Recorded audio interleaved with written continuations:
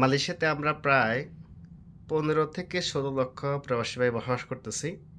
আমরা কেউ ব্যবসা করতেছি, আমরা কেউ যেই বিভিন্ন জায়গাতে কাজ করতেছি, আমরা কোথাও না কোথাও কিছু না কিছুর মাধ্যমে জড়িত রয়েছি। তো সেক্ষেত্রে সবার কাছে আমাদের অনুরোধ যে দয়া করে আমরা কোনো বিদেশি শ্রমিক এবং কি বিশেষ করে কোনো যেই স্থানীয় লোকালদের সাথে আমরা বাড়াবাড়ি করব না, তাদেরকে ডিস্টার্ব দিব না।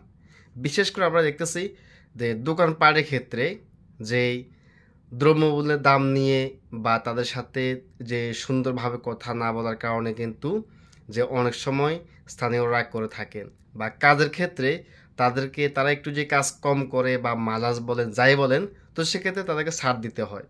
তা না হলে কিন্তু তাদের যেই কমপ্লেনের ভিত্তিতে বা তাদের যেই অভিযোগের ভিত্তিতে কিন্তু বর্তমানে সময় ইমিগ্রেশনের ম্যাক্সিমাম অপারসিগুলো কিন্তু স্থানীয়দের অভিযোগের অনুপাতে বা অনুযায়ী হচ্ছে। তাই তো আমরা দয়া করে যারা কিনা ব্যবসার সাথে জড়িত রয়েছি বা যারা কিনা বিভিন্ন মাধ্যমে যে কাজ করতেছি বা কোথাও না কোথাও এঙ্গেজ রয়েছি, আমরা আমাদের স্থান থেকে স্থানীয়দের সাথে কোথাও কথায় বাড়াবাড়ি বা তাদের সাথে যেই তাদেরকে ডিস্টার্ব দিব না আমরা, তাহলে কিন্তু আমরা শান্তিভাবে থাকতে পারবো।